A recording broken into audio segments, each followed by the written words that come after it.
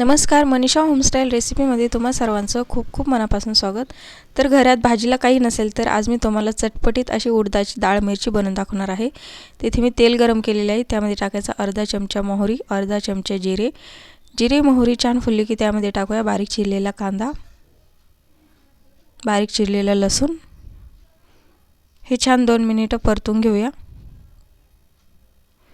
आता यामध्ये टाकूया बारीक चिरलेली हिरवी मिरची। तर उडदाची डाळ ही तिखटच खायला छान लागते, तर इथे मी हिरवी मिरची जास्त घेतलेली आहे, तुम्ही आवडीनुसार घेऊ शकता।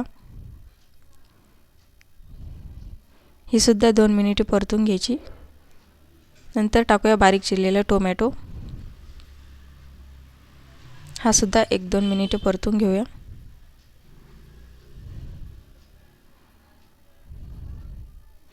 आता यामध्ये टाकूया बारीक चिरलेली कोथिंबीर। तुम्ही भरपूर अशी कोथिंबीर टाकलेली आहे, यामुळे चव खूप छान येते। हे सुद्धा मिनिटभर परतून घेऊया।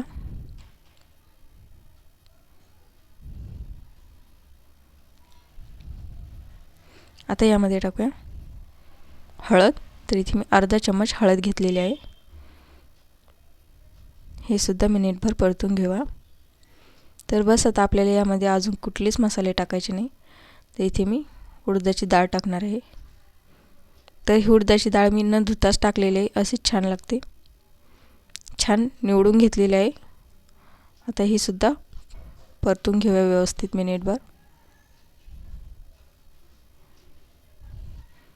तर ही डाळ मी पातेल्यामध्ये बनवत आहे, तर तुम्ही कुकरला सुद्धा शिजवून घेऊ शकता। आता यामध्ये टाकायचं आहे पाणी। तर डाळ शिजण्यापुरतं पाणी टाकायचं आहे आपल्याला। तर ही डाळ अशी घट्टच असते, जास्त पातळ नसते। याच्यामध्ये चवीपुरतं मीठ टाकूया, हे मिक्स करून घेऊया। तर पातेल्यामध्ये डाळ केल्याने याची चव खूप छान येते। तर आता गॅस कमी करायचा आहे, याच्यावर झाकण ठेवून ही डाळ अशी शिजवून घ्यायची आहे। 20-25 मिनिटे लागतात ही डाळ शिजवायला, छान अशी शिजवून घ्यायची। तर बघू शकते इथे मी उडदाची डाळ शिजवून घेतलेली आहे। तर ही डाळ चपातीसोबत, ज्वारीच्या भाकरीसोबत तर खूप छान लागते।